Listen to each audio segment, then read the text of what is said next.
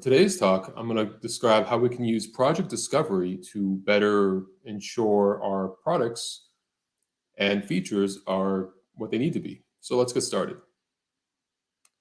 Quick little agenda here. We'll go over the concept and a few steps and then recap based on that. A little bit about me. You can call me Tadeh, Hakopian, program manager, and I do a lot of work with just about everybody in my organization. We work on renewable projects and products. That's anywhere from the hardware side to the UX side. And I work with the UX people, the product teams, the engineers, marketing managers, directors, consultants, and you name it. As a program manager, it tends to be the vertical is everybody. And I've worked both in remote and in-person scenarios over the years. And I realized that sometimes you miss your mark, even when you have lots of good resources available.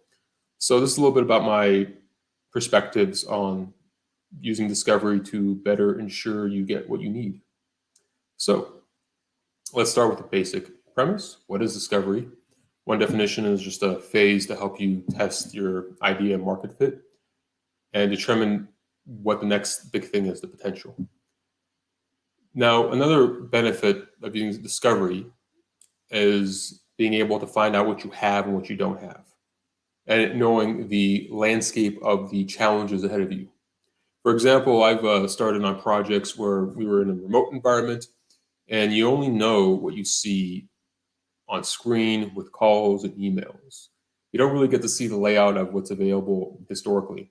So you might be working on a new feature or product, and you feel pretty confident. You feel like you're an experienced professional who can get work done. You work with other smart people who themselves are pretty capable, and you feel confident in getting the project moved ahead. However, you may not have the standard operating procedures, workflows established, and you think, okay, we'll sort that out. We don't need to have everything labeled for us. That's not a big deal, right? Just figure it out on the fly.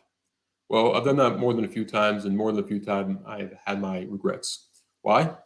Because you might be able to move things forward, but you might be missing the mark the entire time. So I've learned not to, for the sake of brevity and convenience, skip the discovery phase, both for the potential benefit of the product and for just teamwork, but to really dive into it and make some use of it. And this is what I've experienced with going without the discovery phase. You have never-ending scope. You're not 100% sure what you have to be done, what needs to be completed, what the requirements are, what the end goals are in mind. You have a vague idea, perhaps. You might think you had a good idea, but things switch. You miss deadlines. Why? Because of scope creep. When you don't know what to do, things get drawn out, the schedule is affected, and you may have to add new features, ditch ones that you already worked on that might be complete but not adequate. So that's always fun. Even when you get things done, you may have a product nobody actually wants or needs, which sucks. You didn't design something that meets the target audience needs and requirements. So you did all the work, you got things done, but you missed the mark, which is an unfortunate waste of weeks, months, maybe more time. And of course, we waste time repeating our work. We don't utilize our existing resources and people adequately because we may not realize how much of that work might be available to us already. Maybe somebody knows how to solve a problem we're running into. Maybe there's documentation out there that we don't have to repeat, we just use. It's there, but we don't know it's there. So you want to start by asking the right questions to avoid these detours and dead ends and missing the requirements and having these bad experiences. I had my fair share. So how do we untie this knot? Is there like a straightforward way of doing this to figure out what's a good fit for the market, but also how do we make best use of our time? There is, and we'll dive into that based on my experience and also training I've done. And just to be clear, the reason we need product discovery is allows you to validate the idea. So instead of using your assumptions and what you might have heard, you validate it early and often. You get good information and you get on the right track. And the way I start, the way I make this as easy as possible is instead of necessarily diving into new things, which you might need to do, try using your available resources. Even if you're a one-man show and you work with consultants. You're part of a small team. You're part of a large organization. There's usually something out there that if you ask the right questions and look for the right resources, you can find. So I put this together in a simple 5-step format of having things organized to be on the right track and defining your target audience and getting your business goals. And these 5 steps are scope, availability, timing, gatekeepers, and a 5th element that we will reveal at the end. So let's talk about scope. And scope is as simple as, what are we working on? What are we going to do? It's a big question. What should you do? It seems obvious, prototype something, get things done, release things. But there might be higher priority objectives and lower priority ones, meaning you may have a lot of ideas what you need to do, but what's, the important thing, what needs to get out early and often. And figuring this out is a good determinator of what to do next. I've been in situations where I had a lot of scope, but I didn't realize what needs to be done first or what the actual imperative was. So a simple way of getting out of this is just to create a simple outline. Figure out what is necessary in the project, create a checklist, ask about timeline, budget, tasks, stakeholders involved, the strategy and workflows that you need to address. And again, you don't have to make this an exhaustive list. This is just a good starting point to figure out what you need to get started on.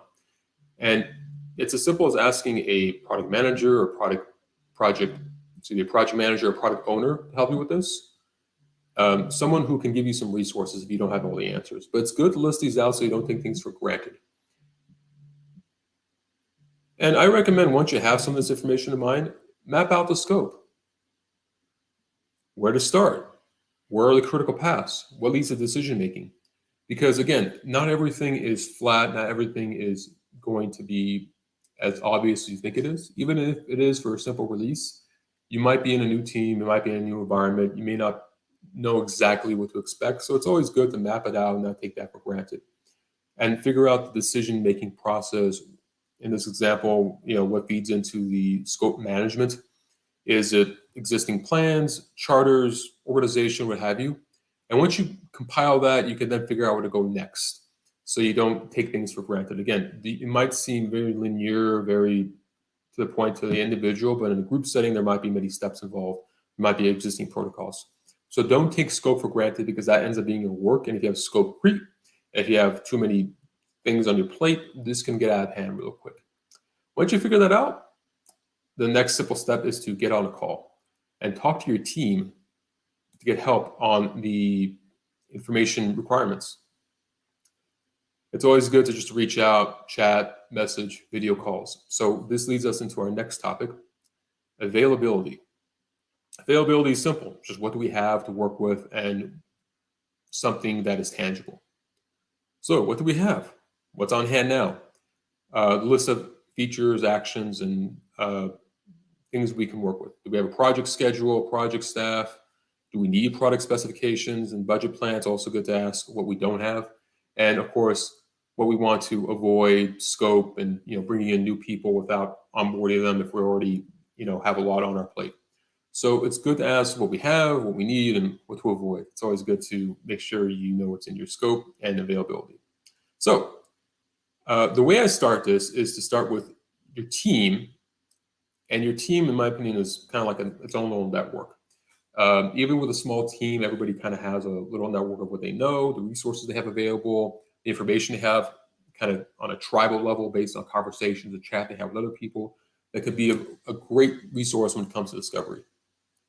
And you could talk to people like project managers, the UX designer, the product owner, the software architect. These are all valuable resources. There's nothing wrong with getting on a call with any of these people for 5, 10, 15 minutes or more and ask them, hey, what do we got?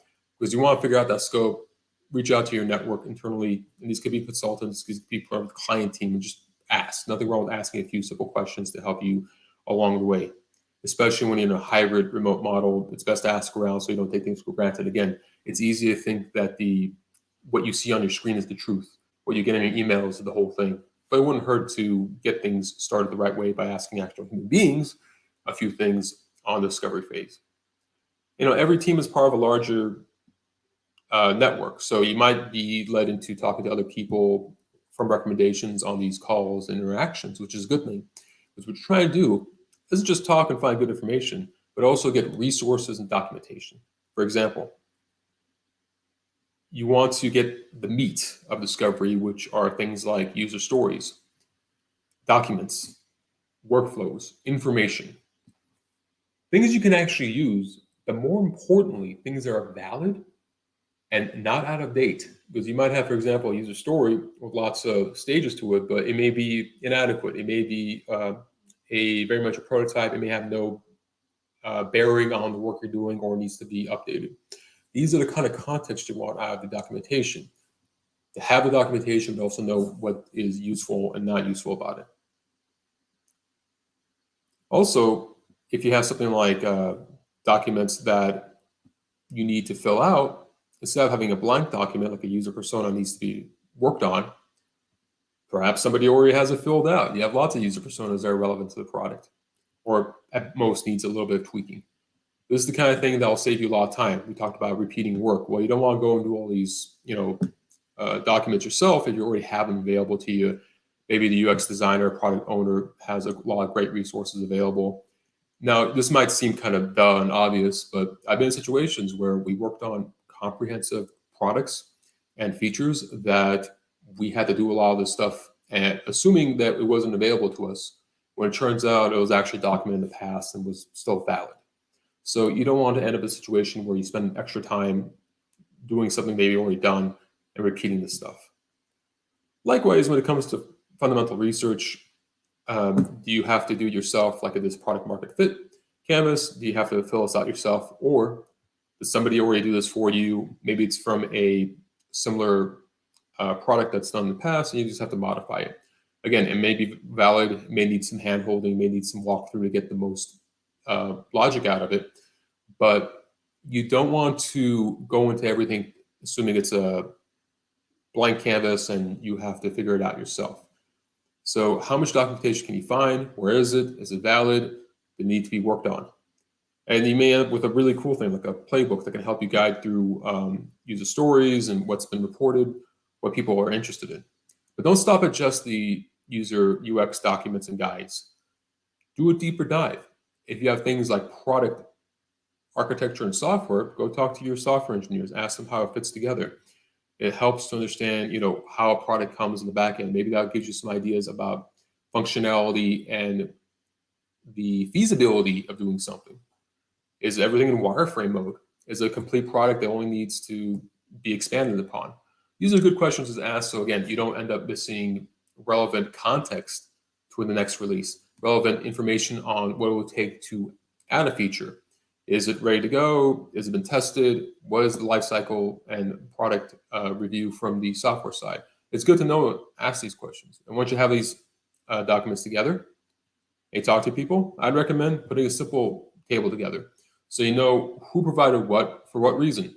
Your product manager could give you some research and strategy. Your software architect could give you some technical information as well. And that way you know where you're getting these resources, and it's a good way to cross-reference.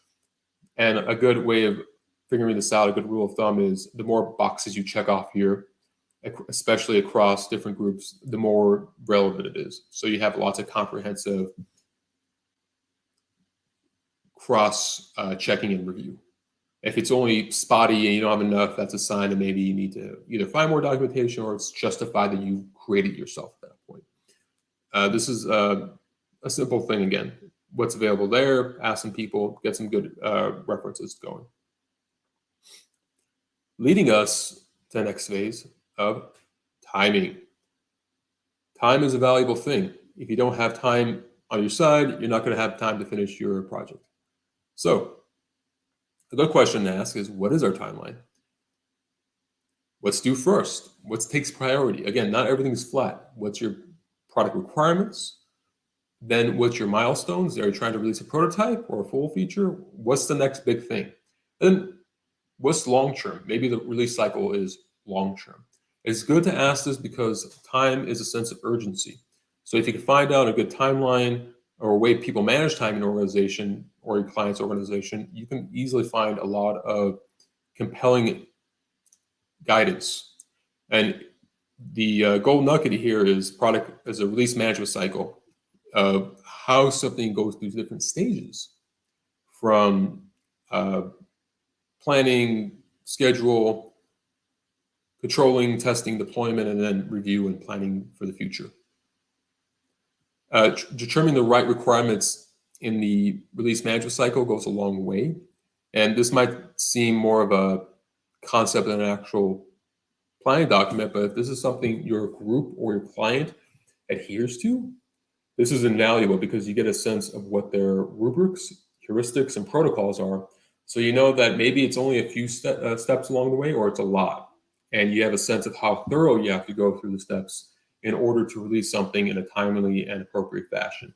So if you have some kind of more strategic guidance, like a release cycle, that can really help you communicate to a broader audience and team to make sure you're doing the steps the right way and not just gunning through everything all at once, because you may have to, again, back up, review, and repeat some work. So try to see if you could find something of a guiding document for timing, like a release cycle. But what's just as good on a more finite scale is a product roadmap. And what I like about this is it's an easy document to communicate. It gives you a sense of what the product is, what the kind of features are being released, and when.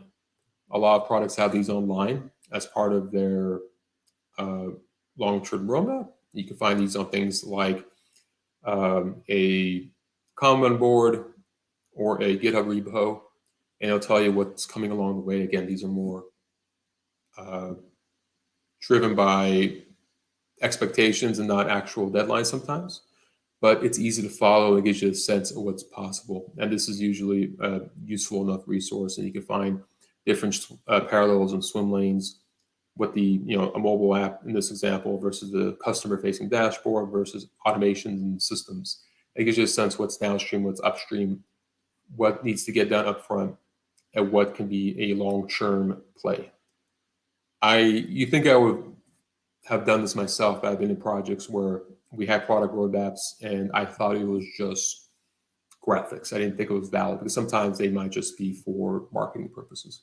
But later it turns out like this was pretty well thought out. So it actually helped me understand when a release was coming and what I should pay more attention to early on for the users and what was downstream because it was not going to be ready anytime soon. So product roadmaps can go a long way in your discovery phase to figure out what needs to be done first for which swim lane and which scope.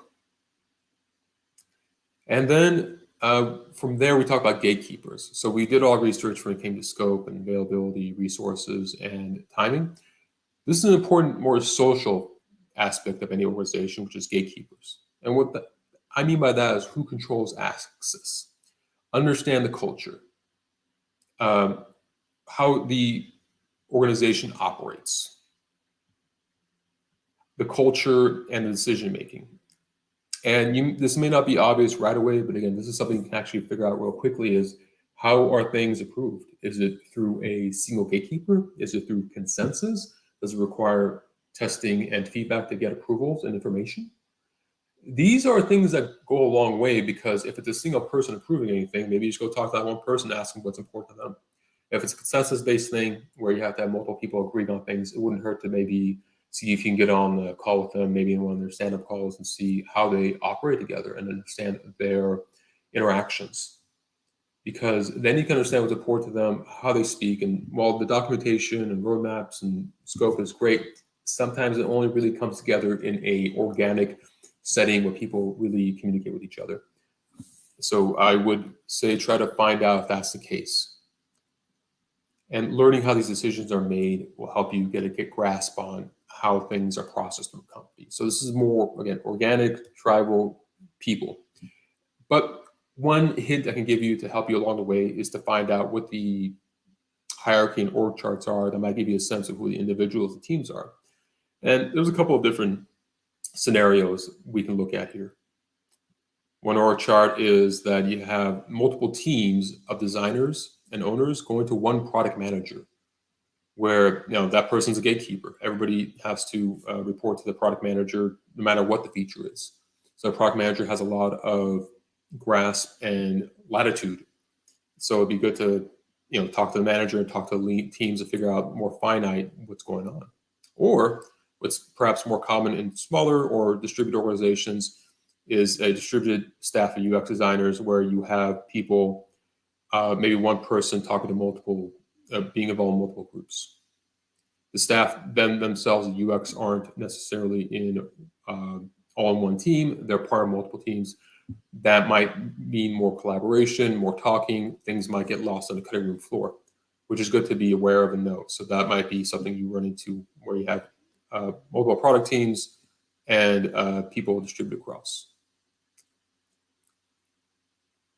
Or you have the UX taking lead. Maybe it's a UX-driven group. Maybe it's early stage of product release or potentially late stage product release where the releases are more fine-tuned, and you have the UX professionals leading the way when it comes to how these releases are managed. You might have a product manager at top, but a lot of the back-end work feeds through specific people. So figure out how your team, your organization is managed. Again, easier if it's part of the same company as you, but if it's outside facing, it wouldn't hurt to ask who somebody reports to and where the decision-making goes. One easy way to figure this out is to just use your internal software. A lot of software these days, when it comes to productivity software, has org charts built in. This is an example from Microsoft Teams, the messaging platform from Microsoft Office. You can actually click on somebody's profile in Teams, and assuming the management structure has been organized, usually it is, you can figure out all their reports and who they report to. I've used myself to figure out who would be a good source of information to talk to in a given engineering team or product team. And this might be possible, I believe, in Atlassian products and other products from other companies that have these kind of team workflows. So try to see if you could just, find the reporting structure in software that you already have available. And again, if it's not there, it's always good to ask. But this has been a convenient way for me in my organization. I use this software to find out who is in charge of what and who they report to. And this is a great way to understand the decision-making process and the reporting process. So a couple of key questions to ask: figure out how decisions are being made. How does your organization actually make decisions? Does it require some kind of process? Are different parts of the company making different decisions? Does it have to be kind of a handoff where maybe a feature is approved and it goes to software to figure out if they can actually build it? And does marketing then have to figure out how to market it? And, how does this go? Is it a clearinghouse or is it a handoff? What are the executive decisions? What decisions live with the design team? Does the design team have a lot of discretion? And what are the bases to make that kind of decisions? And you might have multiple different ways of, depending on who you ask, answering these questions. But again, the more consistent, the better. And do you need evidence? Do you need data to back up what you're saying? Is it good enough to say, I've done this work, I feel confident, or do they actually need KPIs and reports for you? So figure out what's valid there. And a note about decision-making process. Sometimes you have a change management process. Maybe you have a mature product, a mature feature, and it takes multiple steps to get something across. Like in our last talk, it might be a very mission-critical feature, and it can't just be approved because it's, it was approved by one person. They have to go through multiple checks in order to be validated in every way possible. And that's a long process. So that might mean you have to have all your ducks in a row before you can get approval on anything, but also wait for approval to be finished by everybody in a change management process. My organization is implementing a change management process, and it does require a lot of approval to actually get anything done for that reason, mission critical. Or it could be a little more concise with a main loop and sub loops in this example, where it has to go through a couple of passes in order to get some validation. So it's more of a subroutine on top of the main routine. So consider, does your organization have a change management process, a decision-making process, like a chart? Charts are beautiful. If not, just ask somebody who might be in charge of this to help you along to understand what it takes to get something done. And that leads us to our fifth element, and that's a great one to talk about, which is knowing when to stop, when enough is enough. Discovery phrase is always very insightful. You can meet a lot of people, get a lot of good resources, but if you're anything like me, knowing when to stop can be very challenging. And a couple of tips here to help you put brakes on it and just move forward is your secondary research is starting to repeat itself. You're starting to get, information that's almost duplicates. So you go, okay, this is probably on the right track if you're getting repeated information. Your primary sources correlate and collaborate, and you are having a coherent process and outcomes described to you, which is a good sign, meaning there's not a lot of variation.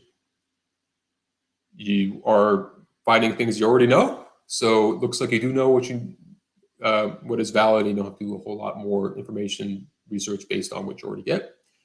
And if you don't have a definitive answer with thorough research, you may need to go if you don't have a definitive answer after thorough research, that's okay. You can still proceed because maybe you need to get some work done, but you already have a lot of good information. So in that case, what you want to do at this stage when you feel like you have a lot of good information feeding back is collect your information, place it in a shared folder you can provide access to other people. I always recommend that. Document your findings and schedule a follow-up call with anybody you need to have some discussion with. And I would recommend provide a short description of your content at your disposal to your team so that at least they can quickly, in a one page, see what you're doing. So I call this putting it all together. And map it all out, present your findings, help yourself organize this content first of all so you're not lost, help others understand where you're coming from and move forward. And this is a nice little board I've used. I found this nice resource where you have just boxes and you can either, print this out, put Post-its on it, or just write it out however you want to use it. But basically the idea is to take the project in mind, put in available, we talked about the availability, the timing, scope, gatekeepers, put some notes, describe some gaps, and fill it out. Keep it simple. Put in there what you know, what you don't know, what you feel is valid. And this is a great one-page document you can share, screenshot, email, whatever to other people. And they could say, hey, I tell them this is where I'm coming from. Please let me know if this makes sense. And that's a great way to get people to say, yes, you're on the right point, or no, we got to talk. I've used it to my advantage because it's visual, easy to follow, and it's to the point. So you might have a lot of great information in the report, but keep it to the point. So recap, the 5 steps: scope, availability, timing, gatekeepers / decision-making, and then knowing when to stop. Key takeaways, the key points of discovery we talked about. We're going to start it by finding nodes in your company to help you, be communicative and request information, and knowing when to start and stop your process. Starting when you're fresh out on a project and stop when you have some correlating information. So as a send-off, get started. Do some research, contact some peers, document your findings, get approvals by gatekeepers. I have here the handy-dandy example of a one-page little document you can put together that I'll share with you guys. Here are some references for continued reading.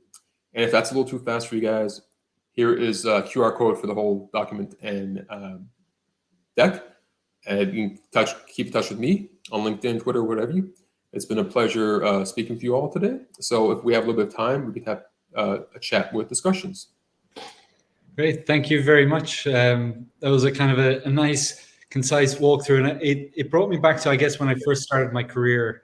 Everything was a black box around my part of the project. I didn't understand how everything else works. So I do think it's great advice to just walk around, talk to people, and try figure out how the whole end-to-end flow works. So I have a question, but if anybody else has questions, please do write them in. So my question is, what happens if you're that new person on the project and you do want to get that end-to-end insight, and people are just saying, oh, just focus on what you're doing, stop asking all these questions, and it's kind of just do your job kind of thing. Do you have any advice if anybody comes up against that kind of pushback? That's usually an enviable situation where people have said, just get started, get going. In that case, you can play it a little more clever, whereas like, okay, sure, let me get started. And all you have to do is ask, I'm going to, in a form of a question or like, as a form of approval, so they know you're getting something done, but you can also request information where you're saying, hey, guys, I have this next step. and I want to do X, Y, and Z. Is this the right thing to do? If not, tell me where I can get good information. If it is, great. Can you tell me who I can talk to get the next step approved? So all you gotta do is take the same steps and kind of package it as a, you know, an email or request to say, hey, I'm moving along. Can you give me some more information and context? And if it's a rejection, can you give me some good documentation to fall back on? So they understand you're getting work done, but at the same time, you're still doing some kind of like covert research to get the right information, because we've all been in a situation, everybody moves fast, they're stressed out, they just need to get things done. So be mindful of that, but also doesn't hurt to ask for, hey, am I doing it right? If not, give me some resources. I'd be more than happy to take a look at it and fix it. That way they know you're going to provide a action in return and not just ask for research. Brilliant. Well, that actually brings us exactly to time. So just want to thank you once again for sharing that great insights on the end-to-end process. Thank you so much, Rory. Appreciate it. Thanks for tuning in with us today. We genuinely hope that this video sparked some fresh insights and ignited inspiration for changing the ways that you work. But as with all things product development related, there is no one-size-fits-all. So please do share your thoughts in the comment section below, and let's keep the conversation going. Finally, if this video resonated with you, please do us a favor and hit that like button and subscribe to our channel. This not only keeps you up to date with all of our latest content, but it also helps us with the YouTube algorithm. Last, if you want to keep learning, we have a couple of videos suggested here. But otherwise, until next time, take care and enjoy the rest of your day.